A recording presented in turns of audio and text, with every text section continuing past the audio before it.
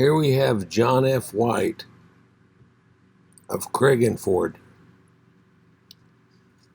He's a researcher into ancient myths. And I found this truth out probably when he was starting his studies.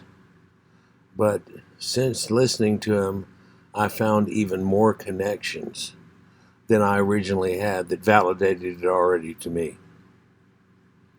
So let's get into this idea, and I'll cut in to explain some things and reveal some things to you. What if I told you that creation myth of Genesis in the Old Testament of the Bible and the Vikings' poem of creation, the Philosopher, along with the Purusa's hymn in the Rig Veda in India, are all based on the same story? Your first thoughts may not be to believe it. The religions seem quite different, stories unrelated. But these Indo-European religions have a common ancestor and a common story of creation. And this original story, the one from which these religions evolved, is known as the Indo-European creation myth. And it was told by our Proto-Indo-European speaking ancestors. And in this video, which is an updated remake of an older video I did, I will discuss how we know about this myth, how it was reconstructed, and how common aspects in religion then branched off from it. And I will also answer the main questions I've received on this topic since I first posted the video. And so, welcome to the story of the Indo-European creation myth, and welcome to Crecganford. Okay. It's a little difficult for you to believe, probably just off of that straight statement, that all of these myths that he talked about first, from the people of India and the Rig Vedas, the Vikings, the Sumerians, and so on, have somewhat a variation of this same myth in their ancient stories.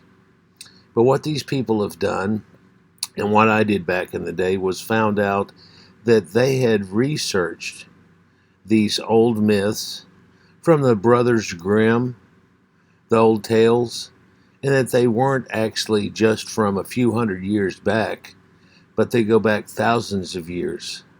In fact, some of the stories in there go back quite far. And today we're looking at these creation myths, something that he's gotten deep into, and I'm sure for him it was quite exciting to find out these things and to validate them and realize that they're true. Now, to get deeper into this, you're probably going to have to go to Crecganford's site, and in that effect, look up different things, because he's quite well versed in it, and each of these videos about even a certain topic can go on for 20-30 minutes, and quite often he'll talk about a few of them, and there's a whole hour there. So looking at this, if you were to get the gist of it, just the gist of it, you would actually be watching a few hours worth of videos. But if you're interested in where all this came from, these stories of gods and the creation of earth and all this type stuff, the ones that we commonly know and were shared even to Egypt and so on like that, you may want to look into his videos so you can validate for yourself. I mean, I'm not expecting you to just believe me in what I say today. It would be difficult to, no matter what I said, and I've already realized that. I made this video a while back, but it fried on my computer, and after doing all the research and collecting all the clips and everything, it stymied me into the point that I didn't really do a good video about it whenever I did 3.5 years ago, when I was trying to recreate a portion of, or at least a picture of, what I had already made the video about. And the original video, if I remember, was a 6-part series where it went into topics about things like, well, Genesis itself, and Genesis of these people, and these people, and these people, and these people, and how that could be related. And because of that relation, it goes back thousands of years, because how would they have heard it other than that? And so this is something that can really show you the truth and reality that we live in. And I'd like that to share with you because there are a lot of people that believe this weird idea and that this one is so different and this one is this or that. And whenever you trace them back and you really dig apart the stories, you'll find, oh, well, that wasn't true at all. These are somewhat related. Are you following me? So we're going to try to get into that situation here today. We're looking at a representation of Stonehenge here in the background. And I don't want to stay on one picture too long because people's attention span nowadays is a little bit off. But hopefully you'll listen to me enough to realize something, and then we'll get into it deeper. So in Genesis of the Bible, we hear that the earth is all water. That's what it indicates. And this world that was all water ends up with the God's face hovering over the face of the water, and then it skips an important point. But when it skips that important point, you can still see past that where it left out this idea that's in these other myths. So it's again just a retelling of those same myths in a different light, in a different light. In fact, the Bible's one of those. The Sumerian tale is another. The Proto-Indo-European tale that went across through the Vikings and the corded ware people and bell beaker cultures and developed out of that, and even in Egypt, are seen as variations on that same thing. If you're into music, it would be like, I recognize that song, but what is it? It's kind of like whenever you're in a elevator and you hear this song and it's da da da da da da da, all played stuff like that, and you go, isn't this that Van Halen song? And you'll find out it is. But you might find out that that's actually a redoing, and it's their version of the same song.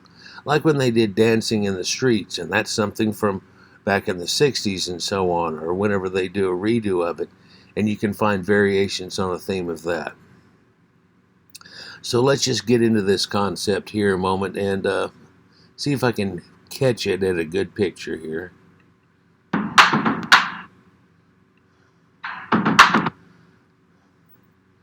So here we're seeing a pillar, and we're just going to go with that. This is part of his intro, but it's looking at ancient ruins, and that might be good enough for a start. The cultures that came from these myths that they kept as true, and that's the reason it persisted so much through what we would nowadays call pagan religions. But it's weird, whenever you look into it, you'll find out they all have this same theory. In these theories, there's different points of it and different creation myths. And in this one I'm referring to directly of the Genesis myth, there is that it was all water, and then the earth gets created, and God said, let it be so, and so on. And that's taken from what's known as the earth diver myth.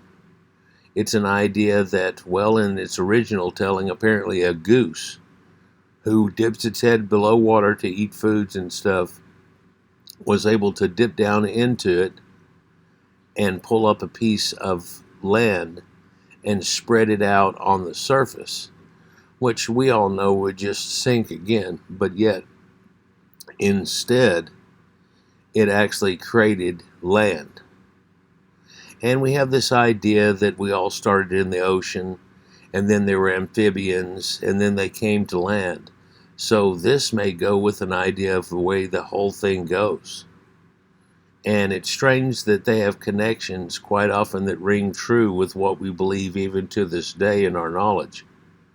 So that's crazy, isn't it? But let's just go into Genesis deeper. For whenever Genesis talks about this, if you'll actually read it in the ancient Hebrew, or a correct summation of what was said in the ancient Hebrew, it says that this is a recreation.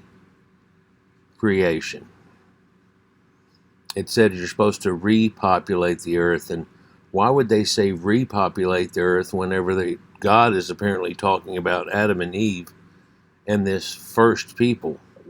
Well, this is a retelling. And actually in your Bible, they go through a series telling you about these things that connects all these Proto-Indo-European myths. And then they throw another Proto-Indo-European myth on top of it. And the Genesis idea actually has two in one right in there. And you can look at it yourself and see that, well, it's talking about an order of creation here, but then it starts off like it's all brand new again and tells you another one. Well, they couldn't weave that together quite correctly. But in that fact, they're showing you that, well, here's a couple of these ancient creation myths, and that a lot of people have them. And so when it started out with just water, they take that chunk and throw that into the Noah's Ark theory about there was this giant flood that goes over the mountains, which never happened. And when I was a kid, I found out, hold on, that's the Sumerian myth of Utnapishtim, where even Enki himself, the god, a trickster god, was able to tell him, because he didn't want humanity to die, and so he tells Utnapishtim how to build this boat. And if you'll watch Irving Finkel's take on this, he'll explain to you that they give him exact amounts and coordinates and how to build it and all that stuff. Well, the same thing happens in the Bible on that same story. The only difference is the Sumerian one was a local tale of what happened there, and they had to rebuild it all.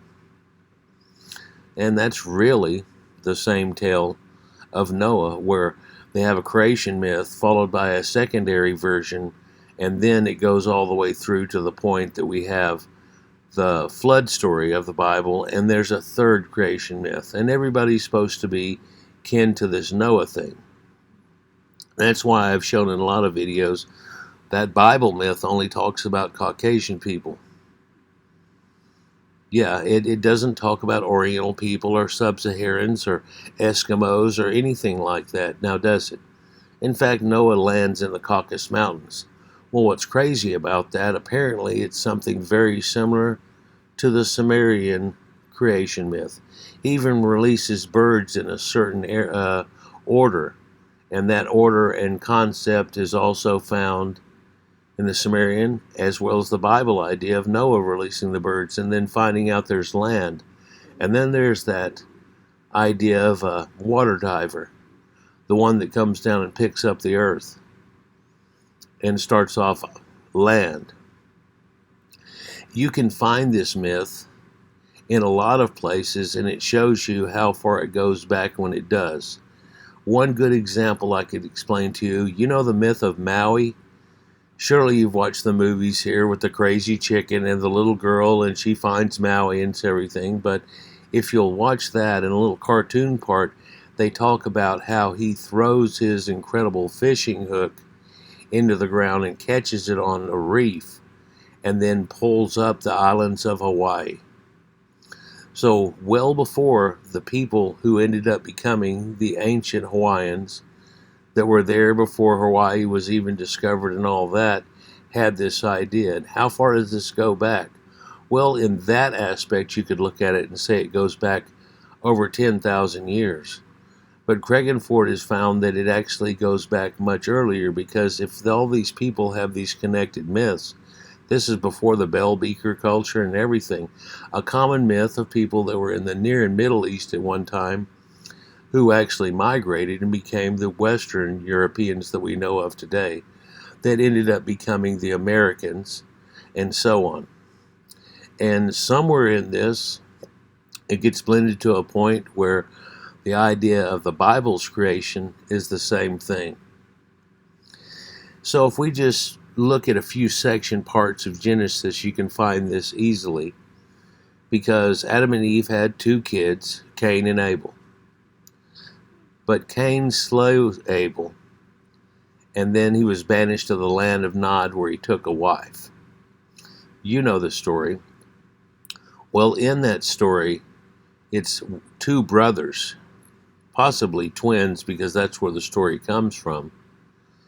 And that's whenever Earth was created, and that's when civilization was created, because you can't go to the land of Nod and make a city, as it says, if you only have one person. And where'd this other girl come from?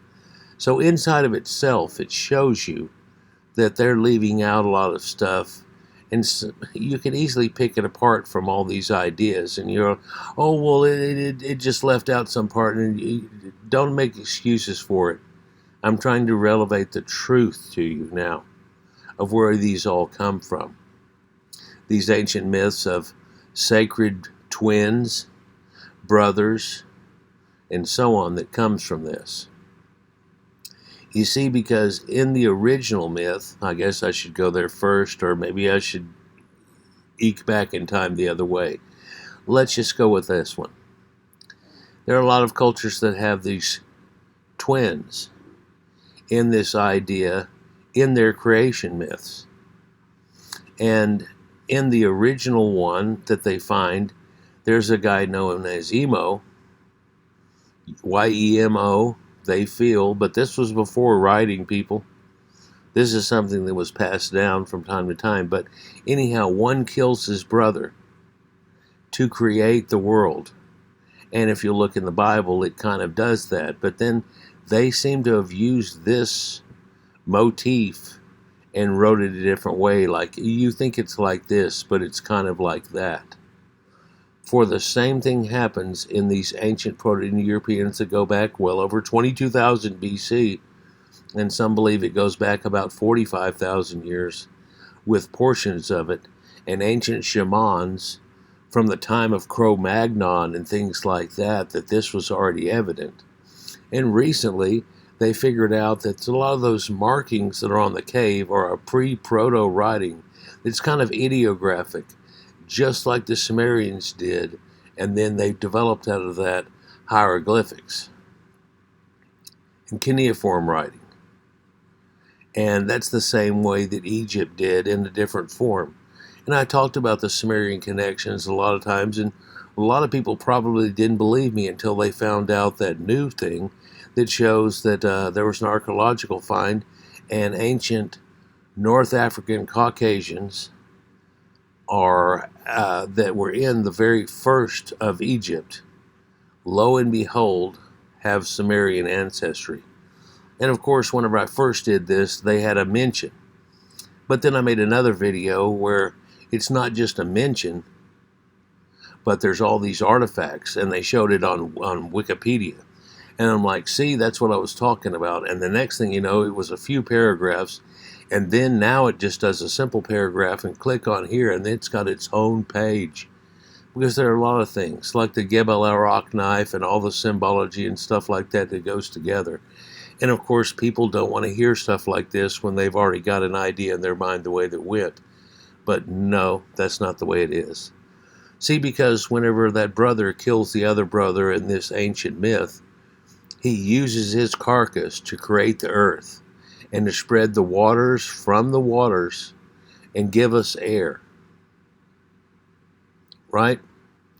Well, look into Crecganford's thing here, and you can actually see that happening. But in that idea, that's the same idea that's in your Bible that leaves out some key points and says, well, it's really more like this. But they can tell it's exactly based on that. In fact, they're the ones that are saying, well, it wasn't like the thing that we've had for 25,000 years or more. It's this new thing. That's what it really was. Well, it's not necessarily. In fact, in the Sumerian myth of creation, with Tiamat and Bahamut, and this idea that a dragon and everything, well, what does that come from? Well, dragons come from the Proto-Indo-European people.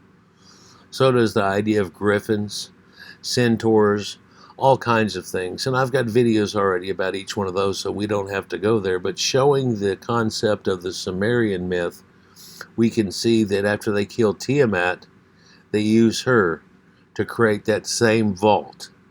So leaving out the Bible in this situation, you could probably agree, well, that's probably where theirs came from. But the Bible, it couldn't be. No. Well, if you'll read the Bible and read these, and you find out about 3 or 4 different ones of them, you can see this variation on a theme, and it is true. So Tiamat's carcass was used to create the earth and everything, and her head, pardon me, her head actually becomes the head of the Tigris and Euphrates River, where both eyes cry and create a river. It's where the concept of cry me a river comes from. Isn't that weird? All these connections you can get an idea of. But it does that, and it's using that connection. And Tiamat and Bahamut are supposed to be somewhat related dragons. And they were the ones that wrecked into the earth and caused us to leave our moon and everything behind. And I've got videos about that in Kingu, the moon. And there's an ancient story where they get attacked. Okay, let me go a different way with this real quick. So whenever Tiamat comes to visit them at this great banquet that they're having, and Kia is there, Ki, which means earth, just like Gaia means earth, and so on. Whenever she comes into that party, she goes by certain gods and then ends up making it to Ki. And Ki's bodyguard is actually Kingu. In this story, the strange, weird thing is that they describe each one of these gods in order and then get to a point. Well, what's weird about that is that's the order of the planets leading in. So there's a lot of things, and I've made a lot of videos showing you they knew a whole lot more than people want to give them credit for. They wanted this belief because of the Bible's idea and what people have taken that to mean, to be like, well, they couldn't have been that smart right off the bat. Well, lo and behold, the Sumerians used to have trigonometry, and they've proved this with the Plimpton 392 tablet and so on, and I've made videos about this. Anyhow, they had all kinds of sacred geometry and stuff, and we'll call it sacred because it's going along with a lot of sacred things that you want to write off being attached to the Bible. Let me clip this now and we'll go to another part and I'll tell you another section. Okay? Okay, now we move along into the second section, and while I was making up a fresh cup of coffee, I was like, you left out the twins thing. So, let me interject it here and go on. The twin idea is something that's quite deep. There are twins and brothers. Let's just say the sacred twins and brothers. We have that in Egypt with the two gods, and he ends up killing the other one, but he's the only one who can actually take you through the duat, so they have to still be together. And later he was kind of demonized in a way, but the idea of Seth, or Set, and the idea of the first creation gods that are in the Egypt pantheon are there definitely. And one that you can easily see is the Romans. And a lot of people don't know that the Romans have a Proto-Indo-European origin. But if you look at their creation myth, they had these two twin brothers, and Romulus and Remus, and they were suckled by a wolf. Well, what's an odd connection there is that the people of the Proto-Indo-Europeans had this thing about wolves.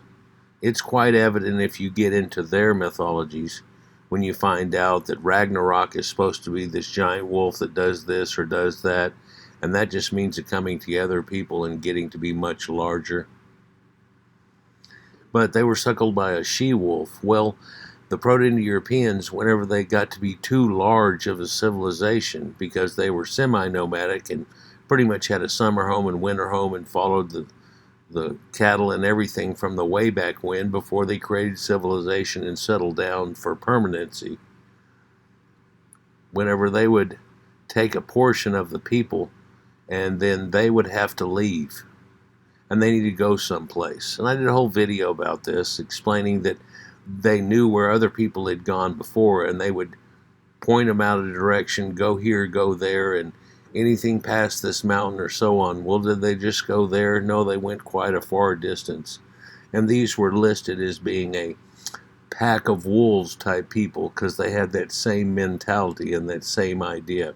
And it does go along with the thing of dogs that we have nowadays. In fact, keeping dogs and stuff has a portion to do with this, and a portion of after death going to hell. It's kind of left out your Bible. So they left out enough things that you don't recognize it unless you go deep into mythologies. And whenever you do, you're like, hey, this sounds familiar. That sounds familiar. Wow, they must have a connection somehow. Well, how did they make that connection? Well, these researchers have looked into this quite deep, like Crecganford does himself, Jon White, and shows you this is not just from the Roman times. This is something that goes back well before that. And the Etruscans and so on, and the Battle of Troy, and the Iliad and the Odyssey and its concepts come from much earlier things. So these mythologies that we all know about are in swaths, surrounded, and wrapped in a blanket of things that are spread across humanity from all of these people who had the original story that started this off in the first place. These shamans used to come out at nighttime and get near the communal fire that's there, and people would give that shaman respect, of course, because he's telling the story. And the elders would say, shh, he's telling the story. Y'all listen, it's important, and we can talk about it later. Don't interrupt to the point that it tries to ruin everything. We'll sling your ass out of the community here. You've got to be quiet and listen. Just like when you watch a movie, you don't sit and talk through it. You miss the most important scene. So let's not try to interrupt and ruin it, especially whenever the shaman's going through his ABCs and he's only got to LMNO. PQRST, we're fixing to be through, and you've got to interrupt.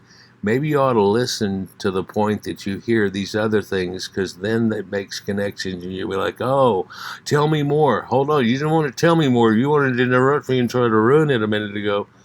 So we don't have that. Anyhow, regardless, these shamans would actually do something like take their staff or walking stick and smack it on the fire and cause sparks to fly up into the air. And they would start telling a story which involved the stars and everything, because he's trying to explain everything to you in a story. And so those sparks go up into the sky, and they talk about them, being there. But then again, all those stars are suns, and there's a spark of life that can be created off of each one of those. And it's funny what you figure out people knew back in the day whenever they keep trying to push, like I said on the Sumerians. Oh, they just did agriculture and some rudimentary aqueducts and different forms of flooding the fields and all that. And they had the wheel and blah, blah, blah, and started the first writing symbol well before Egypt did. Well, that's not all of it.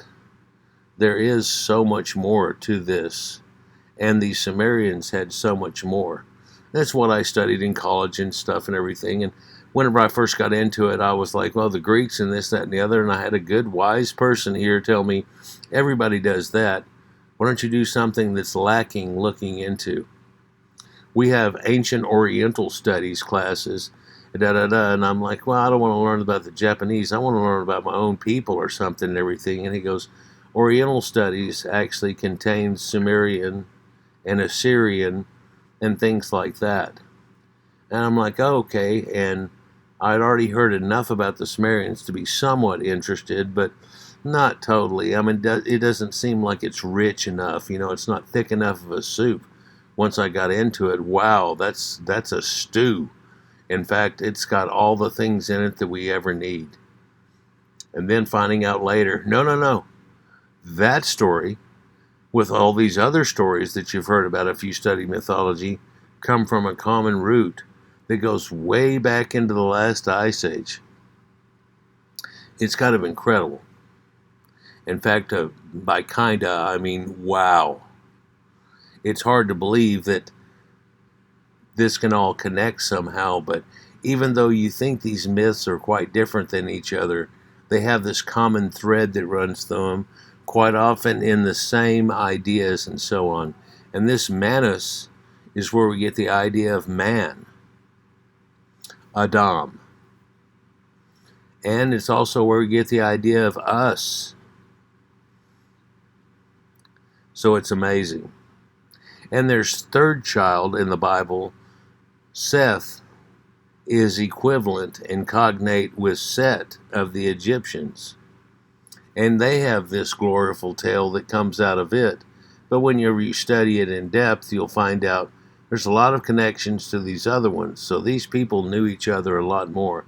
I don't know how, but a lot of people, when they're looking into this, don't make the connection, and they don't want to say that the Sumerians ever knew the Egyptians or the Romans never knew the Greeks and stuff. And it's easy to tell. I mean, whenever I was a kid and I had to study it, and I was in advanced studies, we talked about how the Roman gods and the Greek gods were the same guys with different names, and the fact they did the same things and they had real common things with each one. And so we know of those connections. You know, Hermes is Mercury, and that's the messenger god, like the FTD florist. And in fact, all the pantheons, and we still name these planets the names of the Roman gods that are in there. And did you know that the days of the week are all off of other gods that have been shoved off a long time ago? Monday is about the moon. Tuesday is about the ancient god Teus. Wednesday is about Woden's day, and that has to do with Odin. Thursday is Thor's day. Friday is Freya's day. Saturday is the ancient god Saturn, and it's the reason we have Saturday. And then Sunday is at least once a week where we worship the sun, because that concept apparently started this whole thing off. So the sun, when it ignited, caused everything to happen to our solar system. And in another video from not too long ago, I did one where they've realized now that we actually formed out of a star nursery. Our solar system formed out of a star nursery that was created in the Orion Nebula. And we were ejected from that, and it lit and da-da-da and blew out all the extra stuff, and it all formed the planets, and that's our solar system. And Orion has huge connections to all of these people. It's this stick man made out of dot to dot that you used to do when you were a kid, and you're like a bunch of dots, but if I connect the dots in order and stuff, it draws this picture of a horse, or it draws the picture of this or that or the other. It's quite amazing, and that's where we get all of our constellations from. And there's a lot of constellations other than the 12 major ones, which, rolling through the great year of close to 28,000 years in time, it actually encompasses all 12 ages. And these people knew this. So this is something where, in my older videos, I talk about it. Well, they must have been watching it for quite some time to figure it all out. And then we find out these stories go back at least that amount of time. And it's not the first one either, or the first time, like they talk about in Egypt and so on. It's not the original thing off of it, is it? Anyhow, Crecganford is an expert at this, and I'm not as expert as he does. So I look into things like that. Well, I used to have 3 books that had these concepts in it that these researchers, some of them being German, by the way, looked into it. And of course, the Brothers Grimm and the fairy tales there come out of that concept and those people. But it goes back again, as I said earlier, way, way back. Some of these stories go way, way back. Well, the ones that really stand out is the creation myths, and especially in the fact that it leads to our Bible today and the concepts that are in there, where it starts from a water. God's face is on the waters. Well, where's the earth at this time? Well, we haven't done the earth diver myth yet, but we're going to make that up and leave it out, but it's still woven into the story. In fact, the sacred twins, it's all in that story. Yeah, and so, you know, Cain and Abel and that type of thing. And then there's a Sumerian tale that's woven into that too. And when I was first looking into this, I was like, well, here it is. And then there's the tale, the Sumerian's tale of trying to marry a Nana. And there was a guy that was an agriculturist and then a pastoralist who raised cattle. And which one wins? and so on. And if you look into that deeply, that goes with the stories too. In fact, that goes with the dragon story too. And I would just beseech you to look up a few. Go to Crecganford sites, go to his channel, click on videos, and then look down there and like, here's the one about dragons, here's one about what, and just watch for some of them. Some of them are semi-short, other ones go into depth about it. But if you want to know the truth and the reality that we live in, instead of playing this game that's currently being played with people's minds, maybe it'll give you some peace of mind to know where all this came from.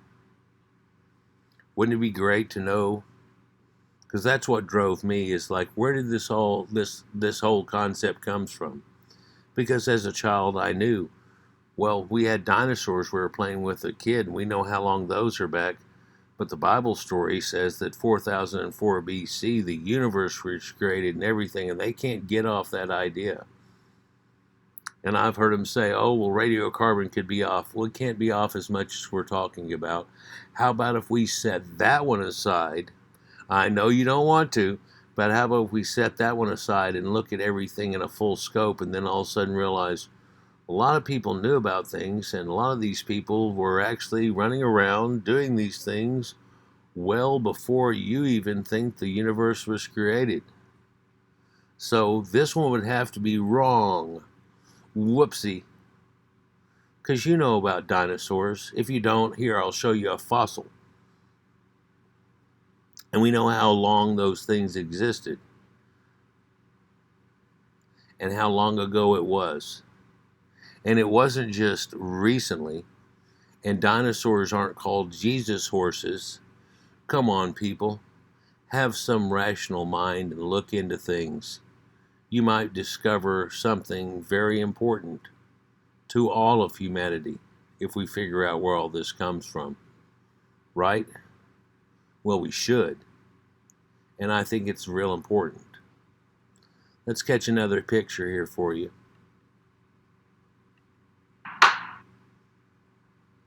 Crecganford. Oh, you're seeing all these guys, ancient times, fighting and stuff in the background. And that's something that happened much later.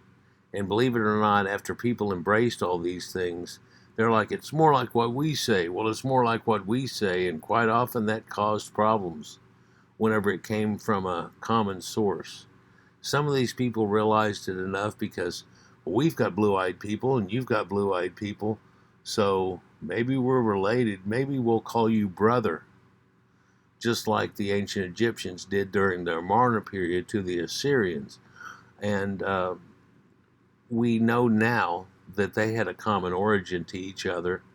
And we know that, yeah, there is a connection. And a lot of blue-eyed Egyptian statues from the very first thousands of years before we even get to the Amarna period. But these blue-eyed people go back much older than they try to say now. They want to give you this idea that blue eyes only showed up about here, when that's not true. I've got a clip, which I may throw in here or do in a separate section, talking about Neanderthal and Cro-Magnon, where they know for a fact now that they had red hair. Neanderthals had red hair. But it's a different gene than the current gene that we have. So explaining to somebody a while back, talking to him on the phone about it, I said it could be convergence, where these both developed something like this, and though it's slightly variations on the theme, and it does have connections to each other, but we didn't necessarily get the gene that we have now for red hair from Neanderthals, but something extremely close to that, because they've recognized in the genes of Neanderthals what theirs is, and it's not the same connection. So convergence, where something similar happened instead of the exact same thing, or one gets it from the other. There are a lot of things we did get from the Neanderthals somewhat, but yet not so much as people try to push sometimes on it. In a modern day, it's once they realize now Neanderthal had a lot more going on. He wasn't like Ugg, and Cro-Magnon was all like E equals MC squared. No, Neanderthals had a lot more going on than we ever gave credit before, because we were saying back that far, believing in the Bible idea and everything, we've got to cramp everything down and not give it any expanse at all. So therefore, they couldn't have been smart. Well, it looks like they were very smart, but in that same breath, the whole thing is much more smart than people want to give credit to a modern day. And I feel like the religion that we're under now has kind of quelled all that and tried to calm down all the murmurs of the crowd and say, believe it this way. Well, when you look into it, the myths that you think are supposed to be true and accurate actually come out of people who had other myths before that led to that myth. In fact, if you look deep enough, like Crecganford and Jon White here has done, it goes back well before, but to a similar, very same people, but thousands of years before that. In fact, connections show it goes well back into the last ice age, right? So let's try to find a better picture and continue on from here. The background picture right off the bat after that point, and he doesn't throw pictures in all the time because he's directly talking to you. But behind him is a plethora of books that explains each one of these things. And in the first point, he tries to tell you all these different people and mentions one that I had the book of whenever I was younger, talking about these creation myths. But then there were a couple of others that pointed out to me, and it was like, okay, but now that we've gone 35 years later, we find there's a lot more depth to this, and people who have spent their academic lives figuring this out have figured out a lot of things. And there's 100, if not 1,000 people, just like Jon White here, who know these things and have helped each other out and had a consensus on the idea. And other people have tried to critique it and found, okay, you're right, and went off of that. What we're going to listen to now is the origin of the creation myth and this original Proto-Indo-European myth of creation and the starting of everything. And hopefully you'll notice a few connections out of that, and we can go from there on that. So grab you a cup of coffee, cup of tea, cup of whatever it is that you enjoy, and let's watch this. Before there was time, before the beginning, there was darkness, and from darkness time. And when time began, so the cosmos produced fire and ice. This was the beginning of the cosmos, and within it 2 brothers were formed, twins, their names Manus and Yemo, and with them was a cow, a giant cow. And through time, gods were created, both good and chaotic. And through the cosmos they all travelled, through the eons they lived and grew, until the brothers decided that they needed a home, a world on which to live, to inhabit, to create a place of order from the chaos of the cosmos. Hopefully you'll understand that before our sun lit and caused our solar system and indeed our planet that we have today, there was darkness. And then let there be light. Does that sound familiar to anybody? Well, that started everything off. Well, that's not what they're really kind of indicating. Yeah, but it's weird that it's in the story on exactly in the order that we know it really did happen. So these people had figured it out kind of, and then made these myths we're talking about now to show you what it was. And did they ever turn around and go, well, 4.2 billion years ago, da-da-da? No, they didn't say that. Although it's 4.32 billion years ago, and that's a sacred geometry number, but I've done other separate videos about that. Let's just continue on with this idea. These sacred brothers we talked about before, and see where this goes. How do they create the earth? But to create this world, a sacrifice had to be made. And so it was that Yemo agreed to be sacrificed, and Manus killed him, offering the body to Deus Pater, the father of the gods. Now, Deus Pater is where we get the name Jupiter. And we believe in our solar system, Jupiter, the king of the gods, Zeus, that's where Deus turns into Zeus. That's where it all comes from, people. and this idea, and these storm gods, which I did a whole series on before. But lo and behold, Dios Pater is the day father. Pater is father, paternal, and it's the same word in Sanskrit all the way over to far Western Europe, and a similar enough word where you can realize they make connections to each other.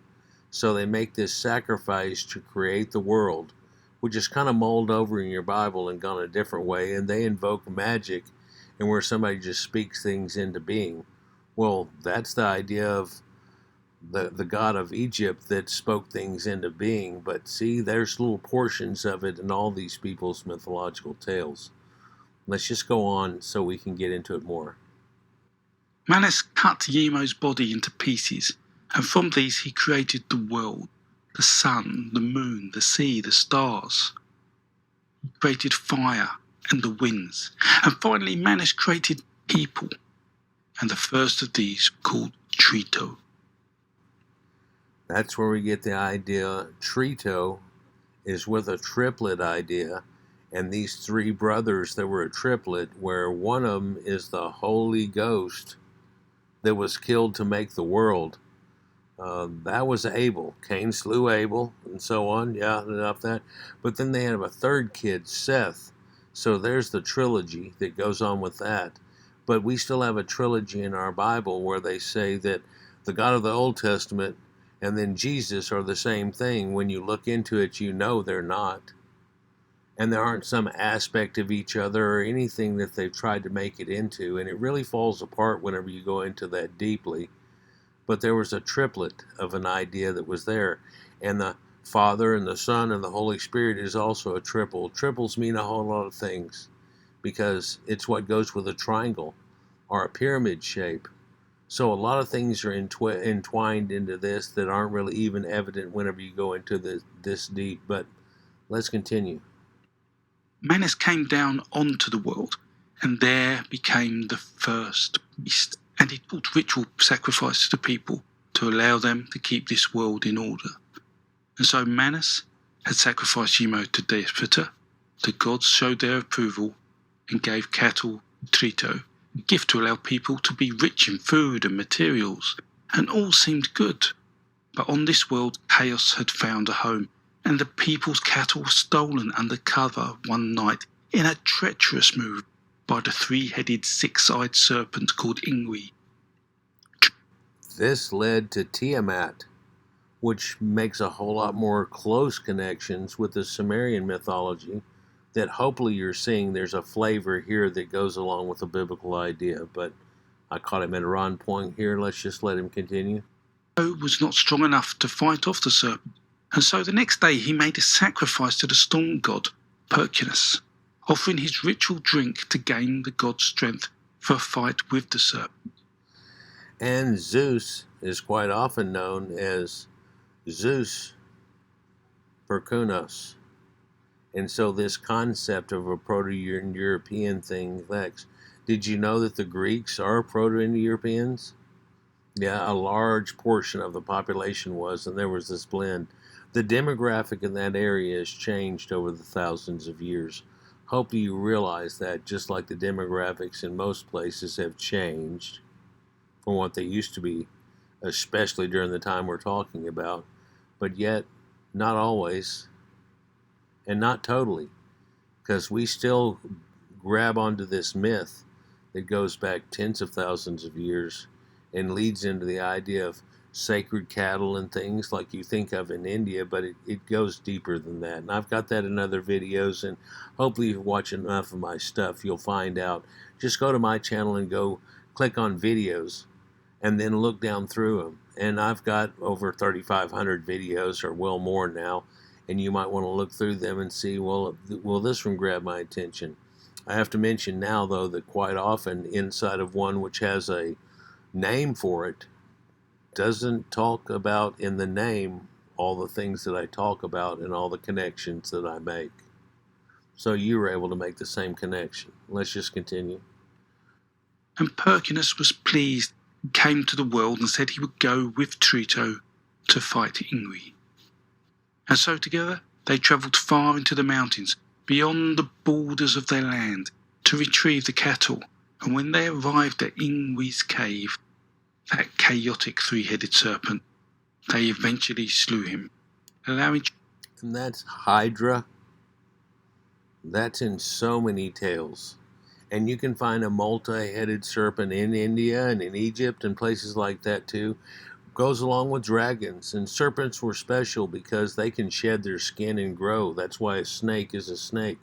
And in your Bible, the things that happen there's a woman that grows from a rib and eats from a magic tree because a talking, wise, walking serpent told her to. But then God gets mad at him and he turns him into a snake. And this is just the tale of how the snake lost its legs. But don't discount the part before that. Did a woman ever grow from a rib and eat from a magic tree?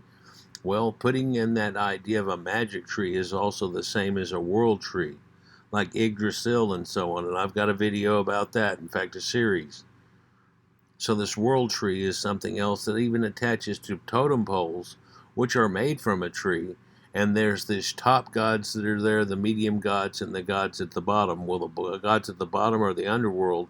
The medium ones are the ones for the earth. And the top ones are the ones that go for the sky. Have you ever seen a huge tree? Do you remember seeing them when you were a kid and you thought it could reach up to the clouds? That makes a connection. That's that world tree concept. We could talk about that for an hour, but let's not do that. Let's let him get through more of this original creation myth and variations that are used after. To bring the cattle home, and with the cattle free and back on the land of the people, Trito became recognized as the first warrior, celebrated for recovering the wealth of his people and ensuring the priest received cattle for sacrifice to thank the gods for their help. Now, Trito is Orion,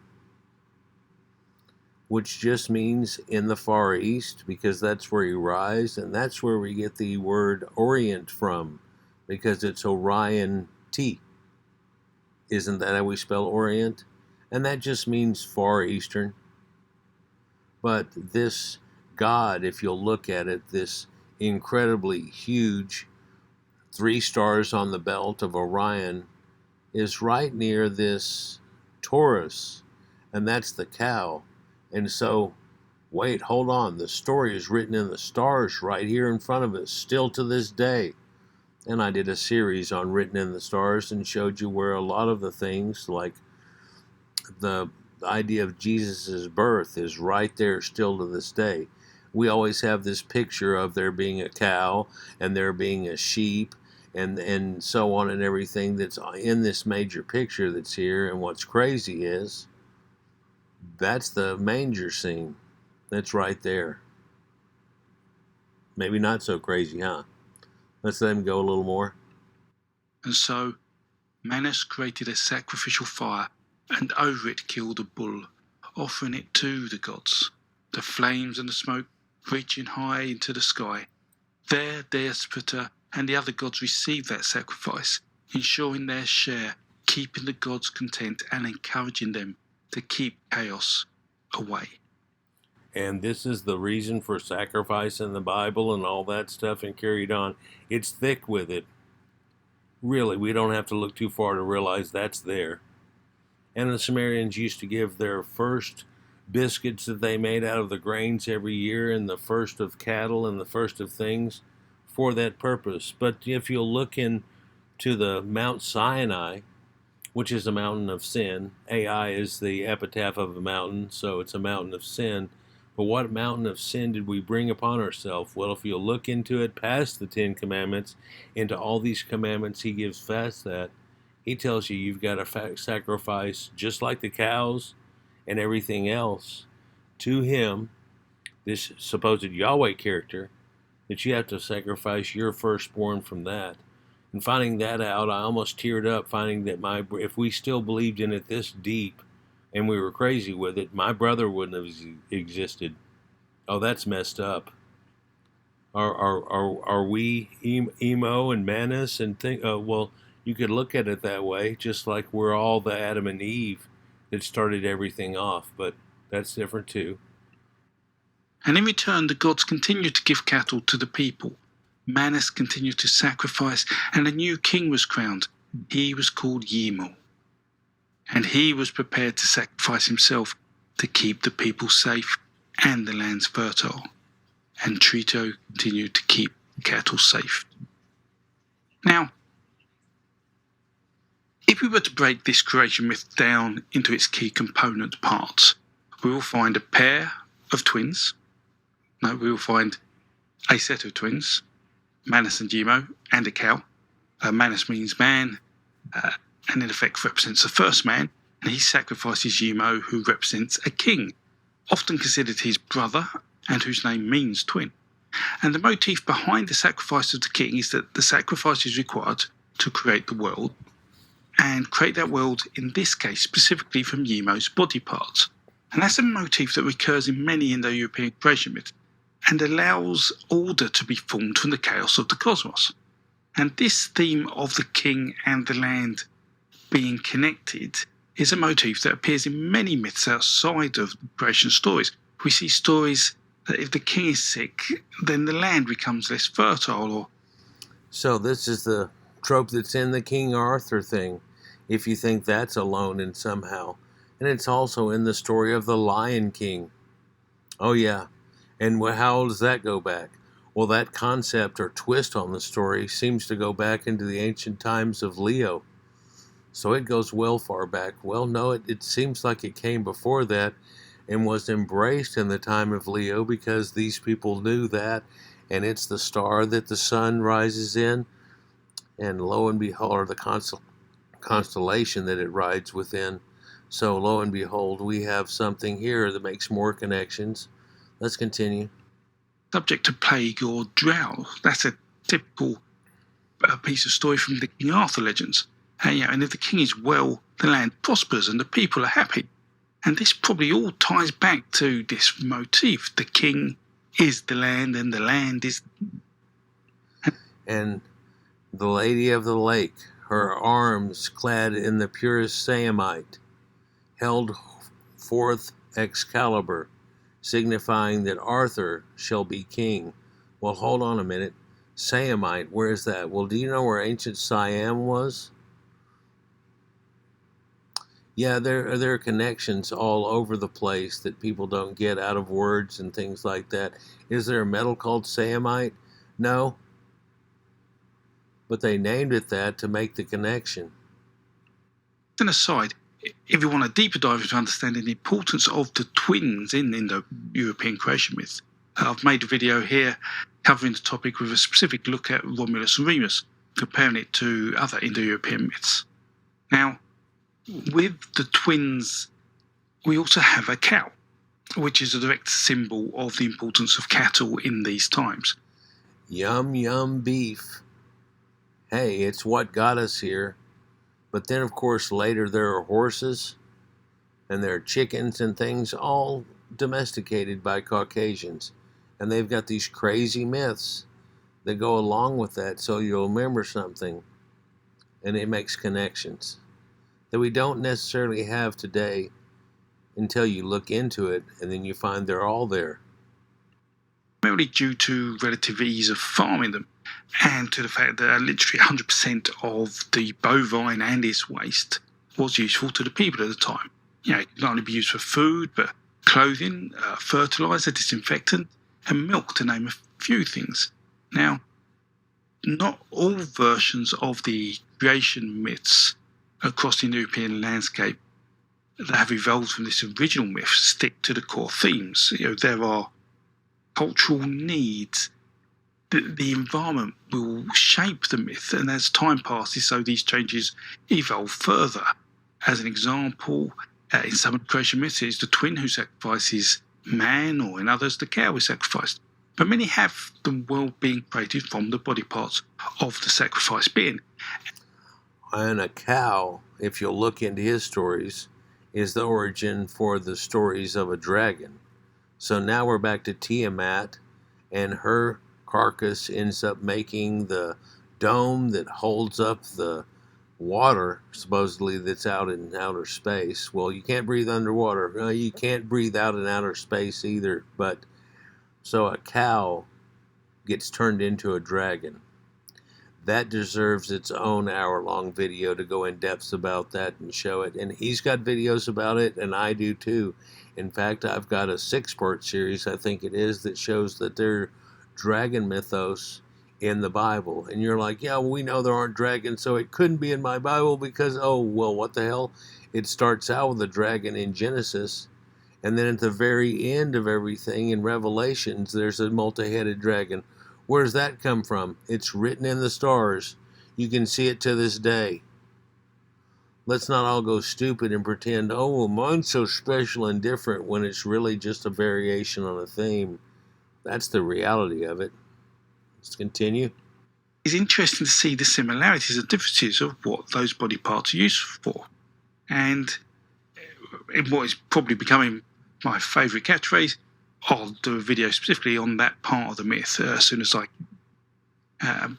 And once the world is created from these body parts, Manus arrives not only in his capacity as the first man, he then goes off and often is the one who creates people. And there are various ways this happens, with parts of Yemo's body, or with parts of the world, or even with parts of monsters. And so that's just a little different, but not really. And if you look far enough and you figure out stuff was left out in the Bible, it fits right in there. Because as soon as he's banished to the land of Nod, he creates a city and da-da-da, and then there's cattle and everything that comes. Well, before this story was told, this is something in the Wayback Machine. It's kind of like going once upon a time, long time ago, in a galaxy far, far away. But then again, that same story can be once upon a time, long, long ago, in this galaxy, on this damn planet. This is where all these things happened, and this is where it comes from. Whoops. And the other role of Manus that is important to note is that Manus is also considered the first priest. Now, priests were important in Indo-European culture, as important as the king, sometimes more. Yeah, sometimes more, and so sometimes the Pope is more important than a president or a representative that's there. But yet we have that same concept of idea, and this goes back to where there wasn't necessarily a priest, but a shaman. But then again, shamans are the ancient priests, aren't they? So it is the same thing. Just before we have our modern representation with people wearing funny hats and so on, right? So like a king was considered a sovereign figure. And in the Indo-European creation myth, priest talks of making sacrifices to keep the world in order. It was a literal reference to the fact that gods were initially feared, and sacrifice was delivered as a gift to stop the gods causing harm and chaos, like storms or floods or disease. And isn't it amazing that all these cultures that down through time come out of that, they all end up with a storm god? I've got a set of 6 videos, I think, about this idea and this concept, because that's what Zeus is. Yeah, all these people had it. Well, one that's really lacking a little bit is Egypt, but then again, by the time Egypt formed, there weren't really storms anymore.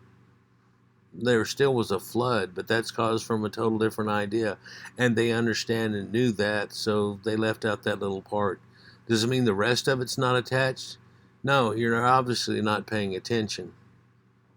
But if you did, you'd realize, well, that's just variation on a theme, and that makes sense with the Egyptians, with them not having storms anymore by the dynastic times. But yet that figure there that means that, or chaos, like Set does, still has a major role, but it's not necessarily in this same role, is it? That doesn't mean that it's not still attached, does it?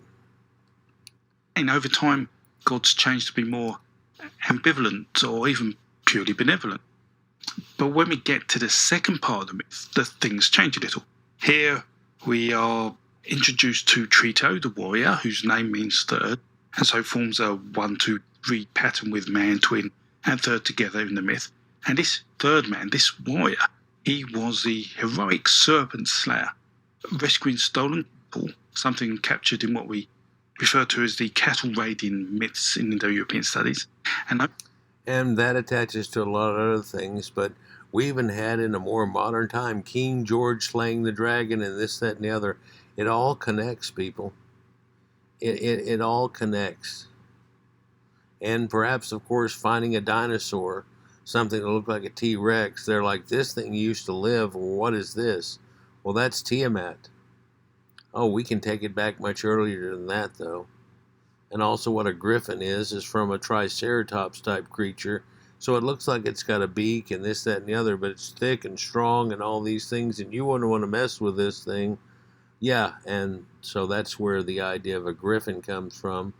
Then we have the concept of a manticore, and that is a man and a bird or an eagle, and the lion of Leo, and Scorpio, and you put it all together and you find, well, that's the 4 cardinal directions of the zodiacs that are there. Very similar to the Sumerians having their winged bull with a man's head on it, that are the gatekeepers in a way. And if you look at that, that's that same thing with the 4 directions that are on it, and that makes a connection. This is something perpetual that protects them, because they've had this stuff forever. In mental time, for sure. Time, this cattle raiding myth evolved into a hero rescuing a princess from a dragon. Now, that in itself is such a complex topic. I suggest if you're interested in that, you watch my video on Trito to get more information specifically about that. Yes, Trito is the first dragon slayer in a myth that we had from a long time ago, but just out the picture there, that was King George slaying that dragon there. That was really something like a goanna or a serpent that's there, but it's nowhere near as big as a dragon. Well, it doesn't necessarily have to be. Something that's real small can have a lot of power. If you don't think so, let a little snake bite you and watch that you might die from it, or a copperhead that would wither you. So snakes had magic. Well, it's really called venom now, isn't it? And so, kill the 3-headed serpent, Trito has to make a sacrifice to the storm god in return for the god offering him strength. And this makes sense, as the storm god is often considered the god of warriors in Indo-European belief. And you can find that across the board. Like I talked about before with the storm god myths. It's always there. But then again, we need rain. Rain fertilizes the ground and makes the things grow. It's just as important as having the sun up there. And these things all work together, don't they? Yeah, they sure do. And people in an area fastly becoming a desert, like the ancient Levant, would sacrifice things to this god in the hopes that he would finally give them some rain. So strangely, people used to sacrifice their children in the hopes of rain. So some of these things got way out of hand over time because people believing myths. Well, guess what's happened by people believing the biblical myths and what we've gone through because of this belief? Well, we have to have some type of belief. How about if we find out the truth and reality of it all in our modern time, and then point that out as like, yeah, we need that idea because it explains so much. And the ideals then can still be attached to the ideals now. Wouldn't it be better if we were in the reality situation? I think it would be. And the 3-headed serpent probably is representative of the 3-headed god worshipped by the Indo-Mediterranean cultures at the time. So in effect, we have gods from different cultures fighting each other. And there's also some belief that the 3-headed god was a female, and that may well be because there were a number of matriarchal societies that the descendants of the Proto-Indo-Europeans, which was an absolutely patriarchal society, took over. And this is partly due to the understanding that the serpent was female. It reflects this. And Tiamat is listed as a female. It's only in our closer to modern times that females are thrown out of that. I'm of the age that I remember there used to be a commercial on TV quite often about butter. And there was Mother Nature, and it's not good to mess with Mother Nature. Well, Mother Nature is a concept through all these myths also, because there has to be a woman. All of you have been birthed from a woman, regardless of the blue-haired bullshit that you try to believe nowadays. It can only happen that way. And it requires a man. It's all these things go together. And just this picture over here of this Venus caricature or whatever, this is a mother concept. For once a mother's had a few kids, she's liable to get heavy, and her breasts get bigger and things like that too. And then there's this waif of a young girl Venus, as what we usually think of in the Roman ideals and so on. But then again, once she has a bunch of children, she becomes more like this character that's shown here. I did a whole video on it when my wife was becoming heavy, telling her and showing her, I don't care, and that's the way that it's always been. And I loved you whenever you were a young waif before we had any kids and you were slender, but once you've gone through the 3 kids we had, guess what?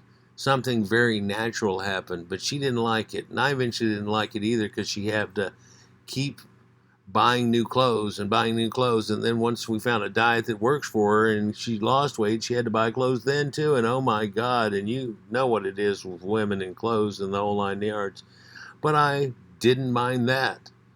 But she sure did, and she couldn't let it go.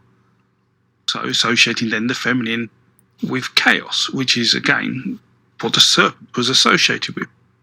So the serpent's associated with it in these ancient myths, and the women caused chaos.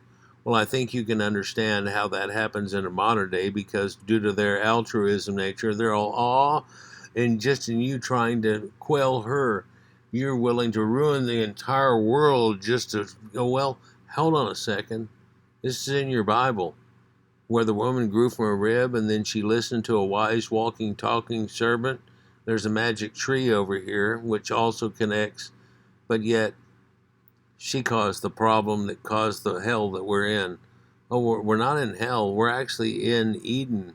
We're actually in that same place as it was, although things have changed. But wouldn't it be nice if women didn't cause chaos just because they get bored? Or other simplistic reasons which should be quelled? I don't want to go off on women like, but it's a reality we can just accept and go on. We should also consider the question of whether the storm god was a warrior god before Trito sacrificed to him. Or did the storm god, through continual sacrifice to him, become a warrior god? And him. Which one is it? Or did he do something fantastic and then created?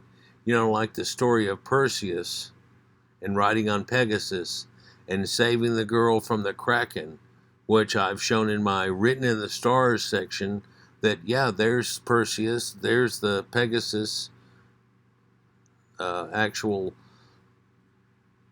zodiac itself. And then what's right below it there, where Cetus is, it's the whale.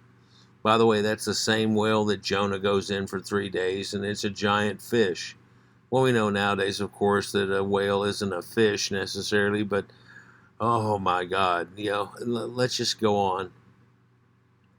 Must remember that Trito is sacrificing for strength to benefit him, not to directly stop chaos and the serpent. Now, this is also interesting for the fact that perhaps the original sacrifice was probably to Deus Phyta, you know, the father of the gods, a god that would eventually turn into Jupiter in Rome or Zeus in Greece. And in fact, we know that Zeus was originally called Zeus Percunus, so Zeus the storm god, at one point in his early history. And so fulfilling... Well, yep, it's right there. There's that storm god connection again, and real important.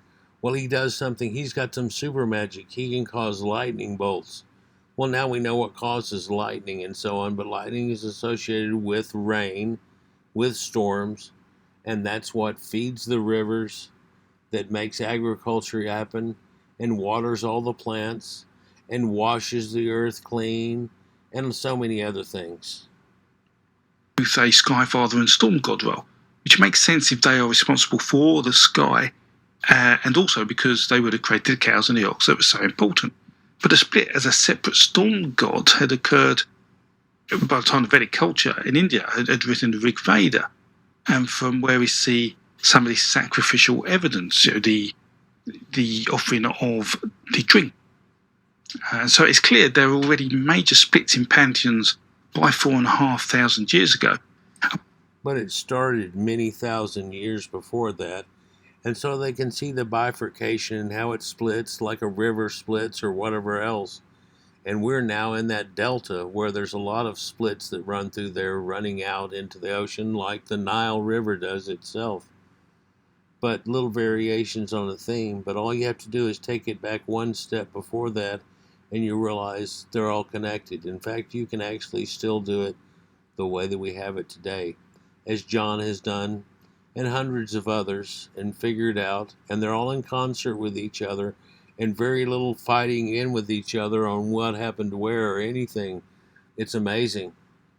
The ancient Germans found this out too. And it's why Western civilization adopted this thing in the first place, as I showed in one of my older videos, because, yeah, well, this is all attached to the ancient myth that our shit was built on, and yours, and theirs, and those over there too. So, yeah, so they were like, okay, it's a variation on a theme and just a new version. Well, we like a new movie and when they redo movies, but we sure don't want to race swap and do stupid things like that whenever we can, and as we've always done, make new versions of that movie. So, of course, there's an old Christmas tale of Father Christmas and so on, but it goes on from there. I've got videos about Christmas and where it comes from, and you'd be surprised about the answer in that. Let's continue. The thing that may be worth noting here from a religious point of view is that, as with many non-Abrahamic religions, the religious ritual, this offering, is an important step in getting the god's power. Not just having a belief. The sacrifice allows connection with the god. And this is something that I see people who practice heathenry today sometimes forget due to influence on society of the Abrahamic religions, and certainly Christian and Islamic writings and practices. They say that having faith is key. In pagan and heathen religions, ritual was key, not faith.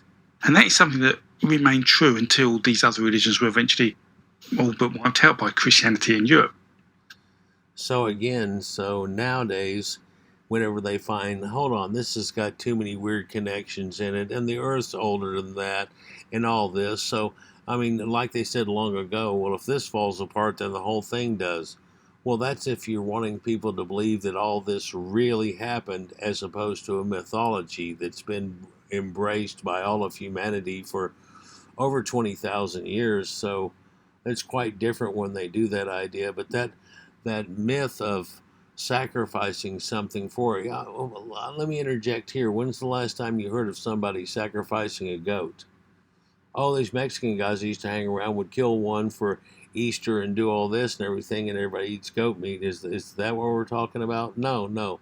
When's the last time you saw Jewish people sacrificing a goat or anything like that? Is things like that still going on today behind closed doors? I'm guessing that's too dark and we don't want to go there. Let's just continue. And this is something else I'm also happy to talk about. If more people want to learn about that, just let me know in the comments. And so you may be asking, how do we know all this? How do we know this myth is true? And so let's start with how we know this is as close to source as possible. How we know, this is original, and how do we know about man and his twin, and Manus and Timo, as well as the cow? And Trito and everything. How do we find that out? So now he's going to give you some insight on how they realized this all went back to this ancient myth that happened before. And the third man and the heroic warrior and the cattle raiding myths. Well, let's start with a synopsis of what being Proto-Indo-European means. And the last video I made goes into this in great detail, and I'll just say I'll recommend you watch that if you're interested in understanding the origins of the Proto-Indo-Europeans. But to summarise, to be Proto-Indo-European means that you speak a language which we call today Proto-Indo-European, which goes actually all the way from Sanskrit all the way through Europe, all the way to the west, and all the way to the islands off of that of Britain and Ireland, Scotland, and so on too. It goes with that. In fact, the oddity of mankind is that there's a Semitic type language, right? That's a little bit different, and a Hamitic North African type of language. All of this attaches to Caucasians having different linguistics over time and things, but they're still connected by these myths over and above that, showing you that before that switch and change happened, they already had variations on a theme of the same story, i.e., Egypt, i.e., in your Bible to this day, i.e., in all of the things from the Rig Vedas all the way through all of the pagans that we think about to this day, and all myths and all things that we can agree are all myths. But then there's this one that you have to believe in, or you'll get screwed and you'll burn forever and da-da-da, just like this thing we sacrificed. What? Is any of that true? Well, does it help us out as a people to do certain things and to keep from doing bad things? Sure, but I think the training wheels came off a long time ago. Don't you? Like we're talking about the first Indo-European language. That isn't it. The proto means hypothetical Indo-European. In effect, Or pre. So before the Indo-Europeans that we all know about, the Proto-Indo-Europeans were the people that were there making all this up and bringing us to where we were today before that time. we are talking about Proto-Indo-Europeans being people who spoke a specific language, and a hypothetical language, and not a specific culture. But because today we have no physical record of the language, no tangible evidence, direct tangible evidence of people speaking it, we can only hypothesize it exists, and hypothesize then that different cultures spoke derivatives of it, which have led to the linguistic landscape we have today in Europe and India. So Proto-Indo-European is the linguistics that we're taking back before recorded history. So there comes a point where we have to make connections, and then we find out similar names and things and have come up with that idea. But also, this is in your Bible again, and that idea of the Tower of Babel, where all of a sudden people were speaking different and they couldn't do this, but they used to all be one. Well, yeah, there used to be this people that were really kind of from all similar backgrounds and kind of one, but now it got broke apart into pieces. Well, who did this? Well, the Bible tales that don't want to make the connections that are actually there, that we found out now are definitely there. Whoops. To supplement this, we then use DNA and archaeological evidence alongside etymology, which is a study of a word's origins, and we combine these together to help trace similarities in all this evidence. So this is how this kind of happened. So kind of pay attention here in this last little bit. He's explaining how they know this. Not that, somebody just sat around and guessed one night while taking shots. No. Then allows us to trace the descendant Indo-European peoples and cultures back to a single source. Kind of like King Tut's known to have R1b genetics, and Akhenaten, of course, and the people that led to him and everything. But R1b genetics are Western Europeans. In fact, it's over half the population. And when you get into Ireland and stuff, it's up to 80% as much. So it's showing you, just as they showed a few years ago, that the closest people to the ancient Egyptians were ancient Anatolians, signifying that the demographic there has changed, because we call it Turkey today, and so there's this different people there. But at the time before that, there were one certain people that are there that are extremely close related to the Egyptians and Western Europeans. Whoop, and R1A went to India, by the way, and that's just variations on a theme, and where those wolf people went this way or that way and brought civilization again to people that didn't have it prior. But that's for another 5-video series, isn't it? And it is these people who were the original speakers of Proto-Indo-European. and the source of the myth we're discussing today. And so what all this comes down to is that today a majority of academics now believe that at a point in time up to 8,000 years ago, a group of people spoke Proto-Indo-European. They lived in the Russian steppe, and they all shared a similar knowledge of farming, technology, culture, and beliefs. And so they would probably told the same stories around these things, and so started the evolution of the Indo-European creation myth.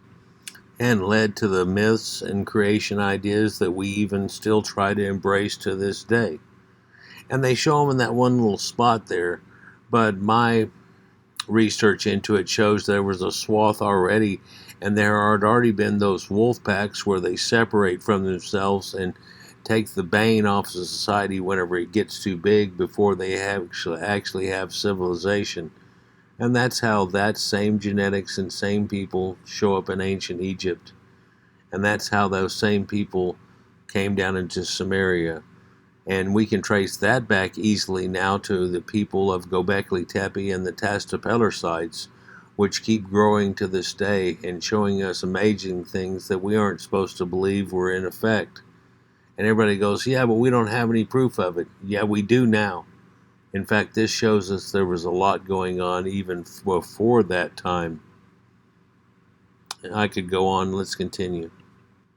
And as populations migrated across time and across land, so stories evolved, along with the language, technology, and beliefs, leaving in place the evidence we see today. And that allows us to trace things back to one point. But a long time ago. Inconspicuously also, they say everybody with blue eyes is attached to these people that used to live in that spot that he just showed a minute ago. But lo and behold, that people is not where blue eyes started from. It started off many thousands of years before that, and it's believed that it connects to Cro-Magnon man. But also, I've got a video clip showing of Neanderthals, and they know now they had blue and green eyes. But it's not the same exact gene, but variations on a theme that end up making the same thing happen due to convergence. Crazy, isn't it? some still may challenge this and say, how do we know that these different cultures, different people, didn't just come up with the same creation myth?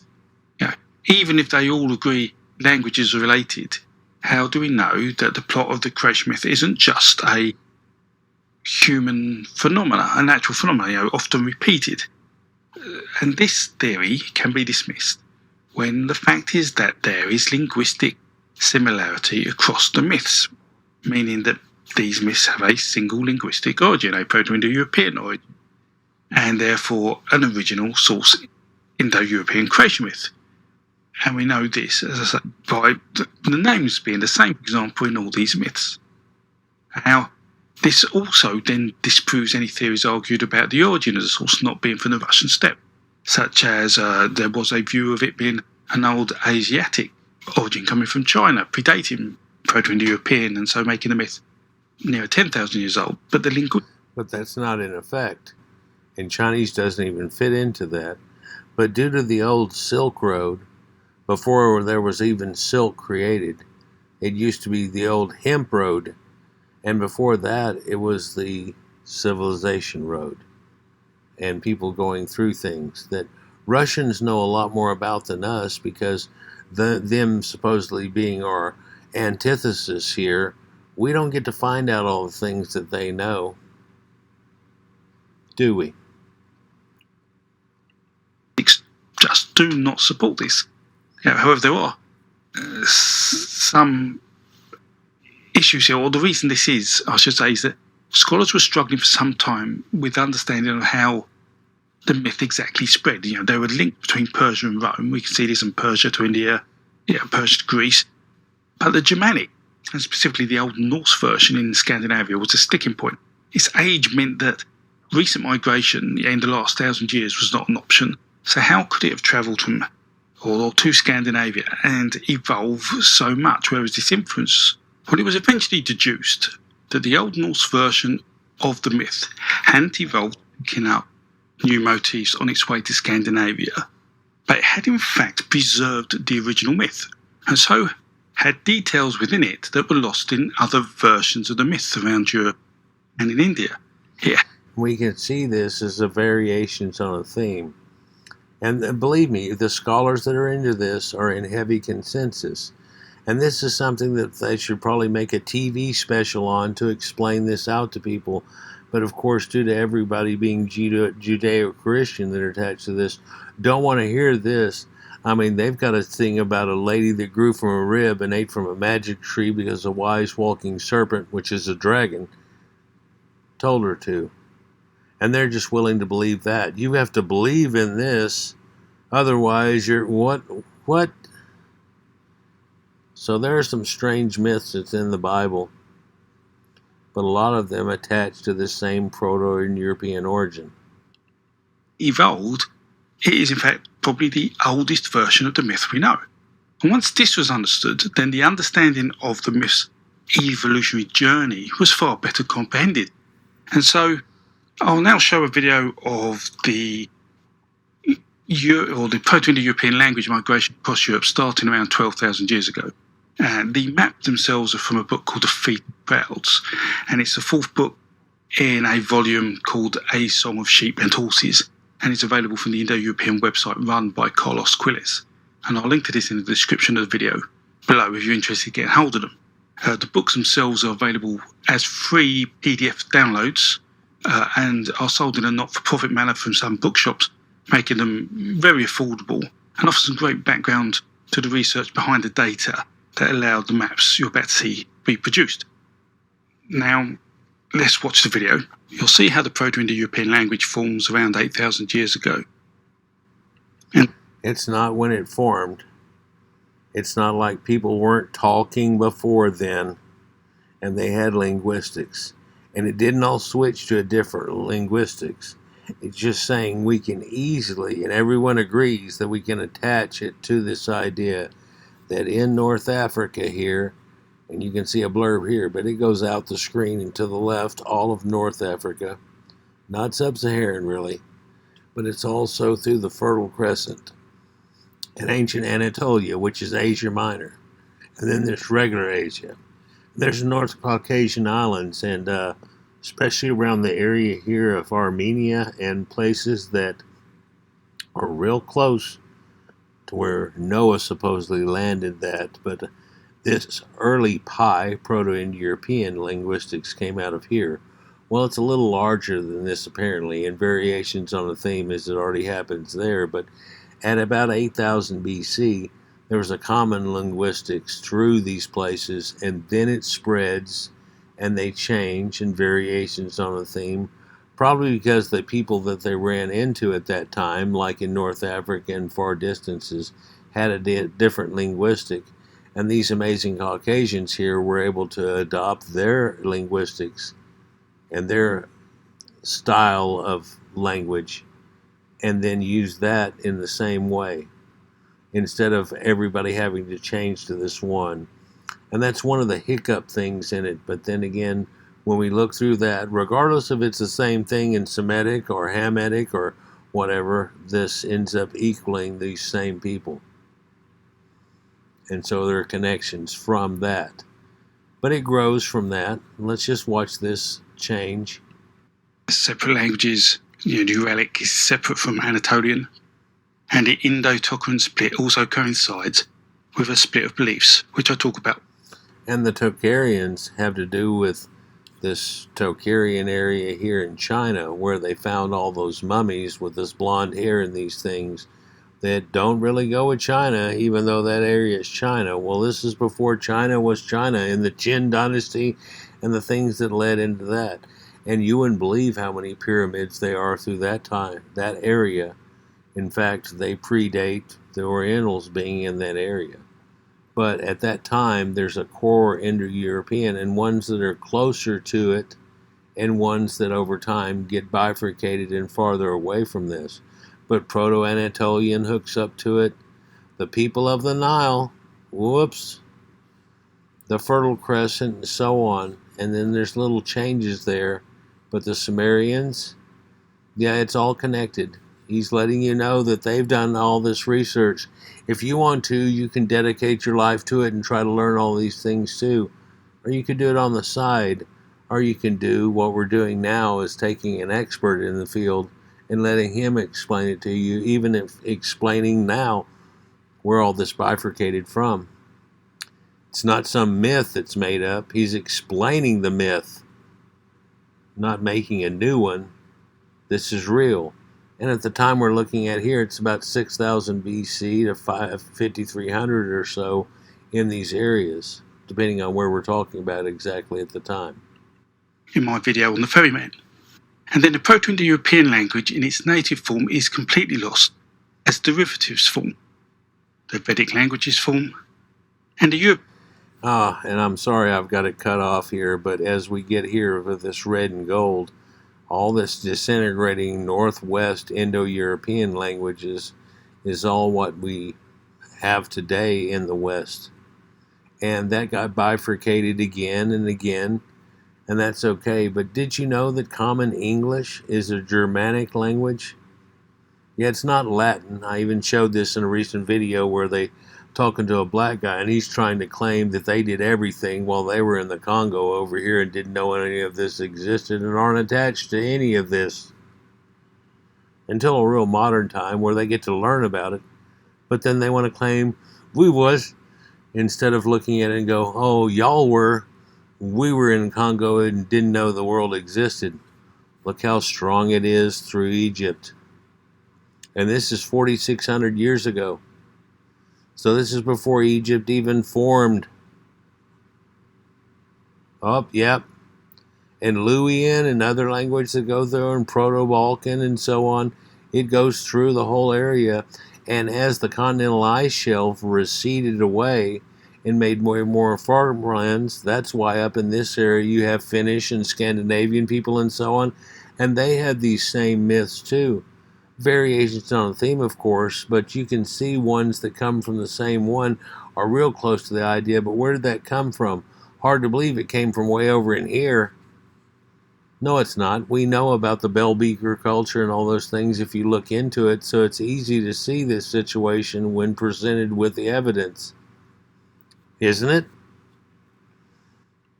Languages form. And then towards the end of the Bronze Age, we start seeing multiple numbers of derivatives of languages that we're now used to seeing today.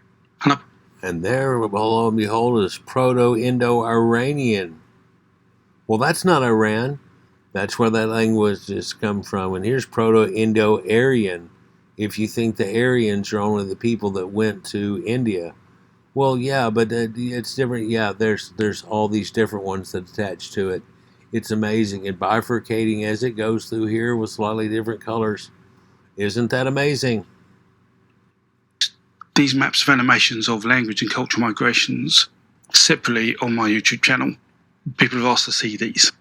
So you can have references to the reality of it and how they figure this all out. So you won't be like, well, I don't understand, so I don't believe a woman grew from a rib and ate from a magic tree because the talking wise serpent told her to, which is a dragon. Guess where that comes from? Historically to them. And so seeing these, we can see how language spreads. And this allows us to position the creation myth and religious practices and their migrations. And we can sort of get a better understanding of how the creation myth spread the languages and cultures of the people across the Indo-European landscape. Ta-da! So now I'm going to put another clip point in here and go on to the fourth section of this same situation, telling you a little more. And I hope Crecganford doesn't mind. I don't want to have to invoke the idea of fair use or whatever off of this, and I'm beckoning you to actually look at this man's work that he does here, because not only does he have a nice demeanor and an excellent way of explaining all this, but he's dedicated his life to it, and you might want to find out some of the things that he knows. It would be pretty important if you want to live in that reality situation. Cut now.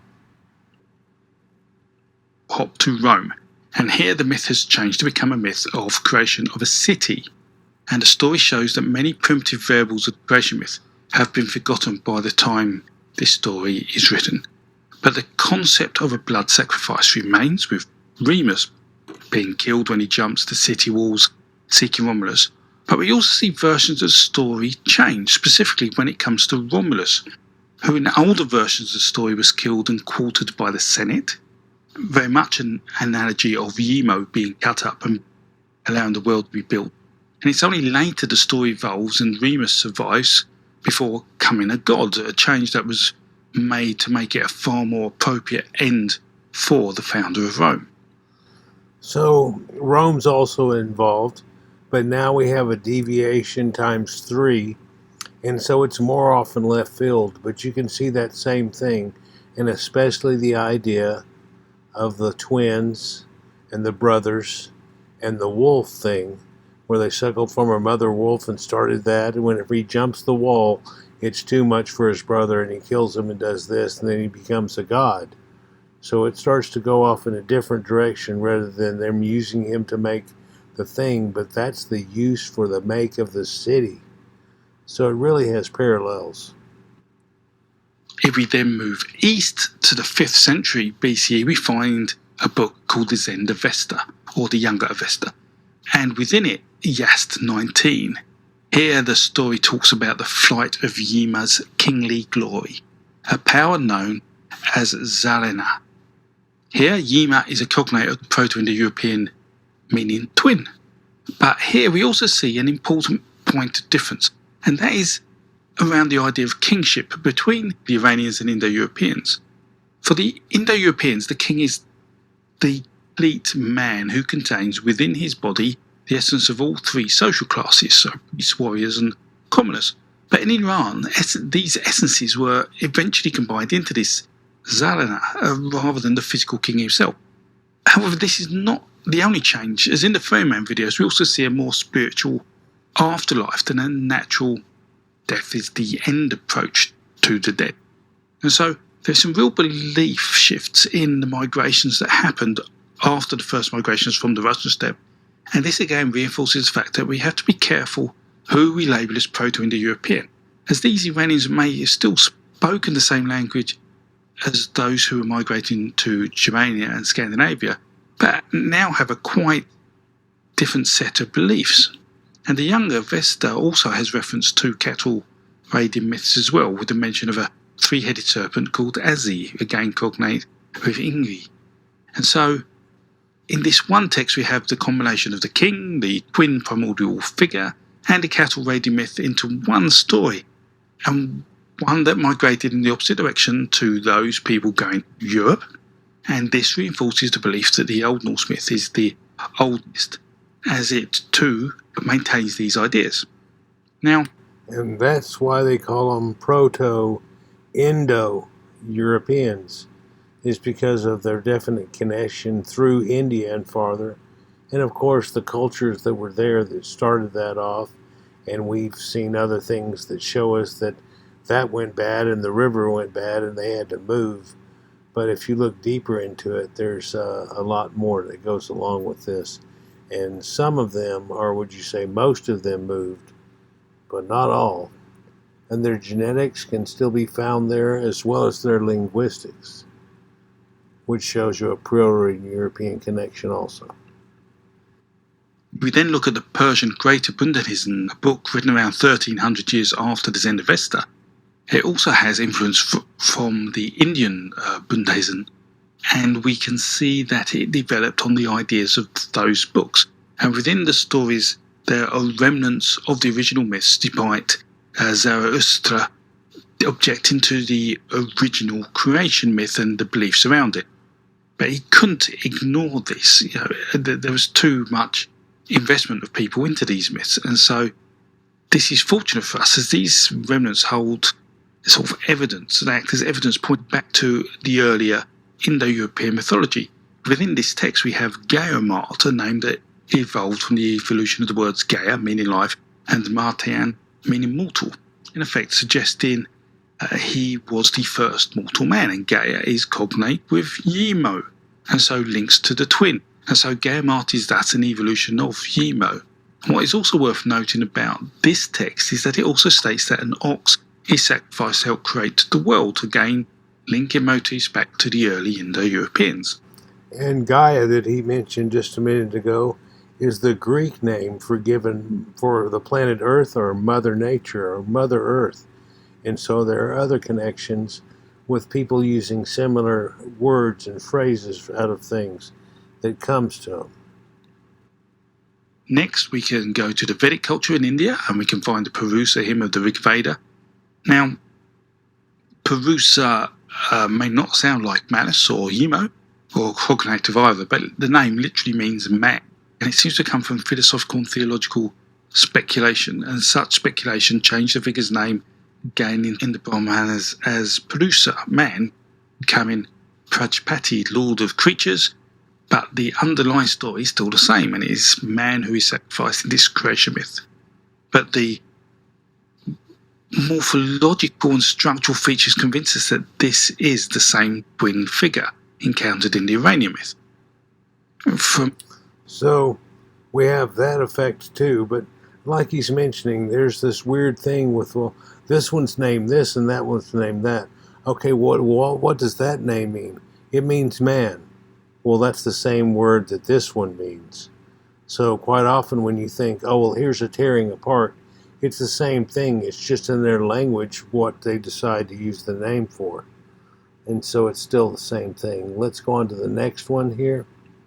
Here we can cross to China, where we find the Chinese Taoist legends of Penku and Huntun in a creation myth, with Penku being formed in an egg that is also contains the chaos of the cosmos, called Huntun. And now this version of the myth is now somewhat removed from the Proto-Indo-European version, but it's thought the Purusa hymn influenced it. And within the myth there is these two figures at the start of the cosmos from which all things were created. So even though it's radically different, and of course we see China up here on this map where they're pushing all the way over in this situation, where China of today comes out to about here. At one time it was way back over here, and all this was Proto-Indo-European lands too. And so we're just putting little circles around things, but let's just say west of here there were no Orientals until much later. But then again, as we look at their myths, you can tell they've got this thing that got their myths going. And after that they made more that are cognate with other type of stories. But in that same breath we find out, well, where did this all start at? Well, these seem to be one of the oldest myths. Well, that's cognate with over here, like he's saying, and so it's still in effect. And it gets further than this. Now we then have the Satapatha Ramana, which is another text from India, and within it there's an ancient myth of Manu's wife, Manavi, and probably her sister too, who are And of course now we're just moving down and through and into India and even farther somewhat with a next connection. And so behind these two women lie the relics of the primordial twin. But also with this myth the victims are also joined by a bovine, much like the Old Norse myth. And it was this discovery of the bovine that really added weight to the fact that the Old Norse myth was the oldest. And that added much weight to the argument that these myths spread from the Proto-Indo-Europeans. But then we also have genetics which stepped up to the plate. And not only do we see the same genetics mixed into the caste system that used to be there, but let's check those cattle out. Even Brahmin cattle appear to come from these people. And this is what brought them to them, along with wheeled carts and a lot of other situations that they weren't aware of until their arrival, and took them to the next step, as they always seemingly did, as everywhere they went. They would say, like, you've got this going on, but you know what you can do with that? Or this is the way we do this here to make irrigation work correctly, or to do different things. And so it all works out, along with great stoneworking, which in India, if you've ever seen any of it, it's quite incredible. And they apparently had taught them this idea because they don't have any primordial real stonework to speak of until these points. And we also have from this region the Indian Greater Bundahism, an early version of the Bundahism text that went to Persia. And here it is down at the bottom. So we have connections there. And there's even Indian gods mentioned in ancient texts that are way up over here, and later what we would call the Mitanni and so on. So there's connection to that, and also a well-known Proto-Indo-European language that they had at the time. So it's showing another check, and a lot of people have said that's why whenever they left there, this is where one of the people went. They had to go over and through the Mitanni collective and then be attached to here. But that's for another one, which he'll probably get into here shortly. From here, we can move to Mesopotamia and the Near East, and we start seeing some interesting changes to the myth. The Babylonian creation myth, which we know evolved from the Sumerian creation myth, was written on a set of clay tablets we know collectively as the Enuma Elish, and starts with two water serpents called Apsu and Tiamat. Now, are Tiamat and Bahamut, but that's a more celestial type form. But same situation, it is the Absu of the deep, and the deep water situation are the abyss. And so that's pulling on that cosmological idea too. But it's Tiamat and where she comes from, and of course dragons and so on. And they have those on their ancient gates and things, and tales about them too, which make more connections. And there's a whole lot of them. I did a video, and what was it? There was 27 different connections where you could say, and this, and this, and this, just like I proved Sumerian connections to ancient Egypt by a bunch of different things that now they show in Wikipedia that they didn't used to want to talk about. It was the reason for my original vid. And then as they started upgrading it, I was like, check it out. They're putting the stuff in there I told you. There's a verifier. I love doing verifier videos, especially if it's not well known and you can't find it too easy, but then, bam, there it is. Whilst the names aren't cognate with Twin or Manus, as they relate to water, giving an indication of the importance of water in the region, we do know that Tiamat, the female of this pair, is almost always depicted as some kind of serpent form. However, a tablet of the Enuma Elish, which was documented in 1961 in the Journal of Near Eastern Studies, infers that Tiamat is actually a cow. Wow. So that makes direct connections. They did it with a cow, and then to pull in their dragon ideal, they made her Tiamat because that fits with the whole story too. So see, even not singular, but both connections make connections. And therefore, we can start linking the twin figures of Apsu and Tiamat with a cow, showing a distinct connection to the original Indo-European creation myth. And to add weight to this, Tiamat's body is used to create the world by Marduk. Now, I get many challenges to this from people saying there's no source that says this. And so I'll definitely link to the papers in the description which show the source. And it's based on a translation of the tablet, so it isn't an outdated theory. It is something that's supported by Lincoln and therefore Anthony in their writings too, in their academic studies. But what I do acknowledge is that we don't have any imagery, any iconography that infers this to show Tiamat as a cow. Although we have found Zoroastrianism influenced imagery in Jewish synagogues, so I feel there is undoubtedly influence from the Indo-Europeans in this part of the world seen through the influence of myths, even if there isn't significant DNA evidence right now to support this. The Sumerians are basically still a bit of a mystery when it comes to us in terms of DNA archaeology. And I've talked about this repeated times in my video. Sure, they've shown some people that date back from this age, but that's not a representation of the people that were there, or especially the nobility and things like that of the time. And we're lacking definitely in that situation. And I think part of it's because people don't want to ruin the whole ideal that there's nothing to do with them. And it's like, definitely was. Have you ever seen all the blue-eyed statues in the ancient Sumerian have? Well, what's that cognate to, or what's that equal to in these people? Well, as we showed before, people black around this and stuff and everything, so it's a definite connection. And they aren't just picking out of the blue, no pun intended. Lapis lazuli was definitely a cherished thing. And they talk about some of the gods having eyes the color of the sky. And what the hell does that mean? Right? From here, our next place we can go is the Abrahamic religion, where they were born, and these too were influenced by the Indo-European creation myths. The first few verses of Genesis infer the Babylonian creation myth is known by the reader, what is also called the Enuma Elish, and so infer the idea the twins of Tiamat and Apsu, and so shows influence from the earlier Indo-European creation myth. Now, the thing is did they get it exclusively from the Sumerians, or do they have this brought to them in a way, and just because it's cognate with the ancient Sumerians, did they steal it all? Because quite often in my studies, and even in my earlier videos, I was saying, well, it looks like they stole this from them, but at the time I didn't want to get into the Proto-European thing, because of course they used to be called Aryans, and therefore, oh, I'm a Nazi, oh, shut that shit up. Anyhow, so there are definitely connections there. And is it just like, well, that's a cool story, I think I'll do that. A lot of people see that, but some of the differences that there are between them show that you know more than that, or you wouldn't have come up with this. It can't just be a fluke. It's too much of a coincidence. There are also other texts that support this influence, such as the Book of Job, which talks further about using Tiamat's body to build a world, and again inferring the story of Enuma Elish is hidden behind the surface of some of the Old Testament writings. And that's why they kind of didn't want to talk about Job and everything, because if you look into it or you find this, you'll be like, aha.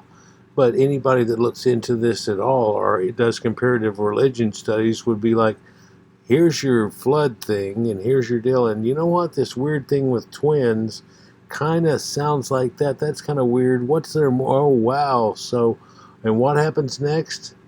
Oh, wow. And things happen in an order. That's crazy weird. But of course, it starts off with a dragon that talks a girl into eating an apple, which wasn't really an apple. But it also ends in the New Testament with a red dragon. And they say, well, there's not dragons in there. You look at a lot of the Gnostic teachings, and they have a lot of it in there in plethoras. A couple of years ago, my Christmas special was about a Gnostic Christmas. Look it up on my channel, and it'll show you, well, she wasn't in a manger, she was in a cave. Well, that makes sense because of the zodiac signs that are up there, but what's that got to do with it? Well, it showed that there was a dragon in that cave originally, and she went in there and had to have the kid. She had the kid, but Jesus instantly stands up and rebukes the dragon, and it bows its head to him because he's a god, and it walks out. Yeah, but I guess that's too revealing. Nobody wants to talk about that one anymore, though, do they? But it's written in the stars right there if you want to go that way with it. And cognated to a bunch of other things. So, and other religions, with this idea of this savior character born in the cave and da-da-da. I mean, we've gone over that and a few times showing you Jesus is not alone in all these things that he does, no matter what you're talking about, healing and so on. There's only a few instances where you'd be like, well, okay, then what about this then? Like walking on water. And then if you find out that Orion is walking on the Milky Way itself, and it's there he is walking on water right there. In fact, just to the left of him is the Argos ship of the Iliad and the Odyssey. And yet, that shows boating going way back, whenever everybody's tried to believe nowadays that Noah built the first boat or something, and boating goes back over 160,000 years because these people couldn't be out in the Aegean as far as they were without having connections to that. And they didn't want to give that up, boy. They didn't want to give that up at all. There's no way. There's got to be some other reason. They floated out there in sticks and they excavated it and figure, well, they did it a whole lot of times because there's all this, hey, there's a flint that doesn't come from this island. They must have brought things here and done everything else. And people are still, yeah, no, we're not going to, no, we're not going to. And then they found a Neanderthal artifact and they're like, oh, and Neanderthals used to boat. And it's like, come on, man. You wouldn't give it up on Cro-Mags and all the things, and you've got to put down white people somehow. But you go, well, it might have happened on Neanderthals. How sickening is hearing stuff like that and that push, which is also holding us back. Trying desperately to, but yet we're the spaceman, computerized people of leading the world to this day. It's amazing what you can find out if you just pay attention. Now, there is another Abrahamic book worth examining, and that is the second book of Enoch, a book which is meant to have been written by Noah's great great-grandfather, I think. And in there, we find a reflex of the creation of the world and the creation of Adam being made from parts of the world. In effect, an inversion of the creation myth, and perhaps a conscious decision to move away from the old myth, much like Genesis did in removing the mythology to reduce the chance that questions would be asked about that mythology. Yeah, that's kind of why they took some of the magic of the story, or the stuff that you know is really just a myth, because they were trying to push this idea that it could have possibly be true, to make you more believe it. And it's amazing here, thousands of years later, still people believe silly things like a woman grew from a rib and ate from a magic tree because a wise walking dragon you told her. What? And they're like, well, that's at the start. What's next? What's next? Like it's a movie, and are you supposed to look at that as being real and historical or anything? Because the more we look into it, the more we can't find anybody. No Exodus ever, no Moses himself. All of this has just been written in mythologies. Surely all these people didn't have all these stories that are connected that he's showing you here. That's impossible. Well, where do they get it from? It's from mythology, which you would easily now believe it's all just mythology and everything, except for this one right over here. Whenever they did the same thing, and it's cognate to everything and all these different connections, that just magically happened. And oh yeah, the stupid thing is, Satan went around and made everybody do this, so later it'd make you think, oh, like, come on, dude. In the old Bible, in the Old Testament, Satan wasn't even the thing that we've made him into now. Surely you realize that's so cognitive, different and everything. Oh, well, ours is special, ours is different. Every one of those is different. Every one of those was special. They're all gone pretty much now, but there are remnants of some of it. But we're still clinging on to this one that came up out of here. And if it's not the Old Testament, because of all of its problems, it's the New Testament, and then you just try to smooth over the other problems. Like the universe and Earth got created when? There was no people on the planet till when? What? Yeah. Whilst I'll acknowledge that the Book of Enoch is not in most versions of the canonical Bible, that's for reasons known by Jews, and it has been used in Ethiopian versions of the Bible. That's because it was too early for somebody to go, by the way, you might want to take this book out too, because that's too revealing. Yeah, there's just too many problems with the book of Job, and there's too many problems with this, that, and the other, and it just doesn't work well. And people will be able to figure it out pretty easy if you're wanting to go left field instead of right field. Which way are you going with this? Yeah, you probably ought to remove that. In fact, if we remove all the things that were magic like Thomas Jefferson did, it becomes a lot thinner of a book, doesn't it? Now we can go to Russia as well, and there is the poem of the Dove King, sometimes called the Dove Book. And here it talks about how parts of the world are made from parts of God. And so this motif of body parts forming the world persists. And again here, academics believe that this is from influence of the Indo-European creation myths from Persia. And finally, if we go over to Greece, here there are a number of texts that all show links to the Indo-European creation myth. So we have from the Theory of Devimon of the Corpus Hippocraticum to traces found in the Orphic Hymn of Zeus, specifically fragment 168, as well as Plato's Timaeus, which talks about the creation of the universe, the planets, and of course therefore the Earth and the Moon and the Sun. Now, as I mentioned earlier, in my next video I'll read the passages from most, if not all, of these texts. Yeah, and so he does the second part of this thing, and I would like for you to just look at this yourself. Go to Crecganford and let Jon tell you what you don't know about to show you these connections. And don't try to write him off. Listen to a few different videos about corresponding subjects here, and then see if you think that it does have any weight to it, because all of the academics that are in this, and a lot of them in comparative mythology, can show you all the way through this. If they're not a Christian or a Judeo-Christian trying to pump that as being realistic and really happened, they'll tell you about all these things. And It's amazing when they show it to you too. You're like, okay, I see it and everything, because I'm not caught up in this bullshit. So yeah, that's real similar. There's the twins. There's yeah, that's okay, whatever. Dragons, oh yeah. Into more detail about the connection and the analogues where appropriate. So let's just go off of this now. I actually was going to end it earlier, and I realized, oh, he's only at Romans. He's got a whole ring of things to show you the different people with their connectives and their story. And so I have this now, and I think that's a good place to end it. And hope you'll appreciate it. And go to Crecganford again and look up these things.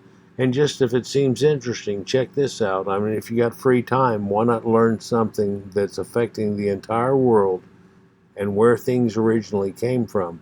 It'll expand your knowledge of where everything came from and how deep it goes back. And you don't have to believe that we're Fred Flintstone stupid and all of a sudden popped up like popcorn in some area. And then all of a sudden it boop, boop, boop, boop, boop. No, it didn't go that way either. What they've tried to push on us for so long is not the way that it even happened. But I guess that's for 50 more videos, isn't it? Myths and Legends of India over his shoulder. Yeah. So, studying comparative mythology will show you a lot of things. Peace.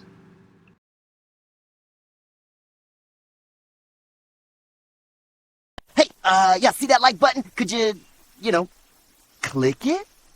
Thanks! Bye!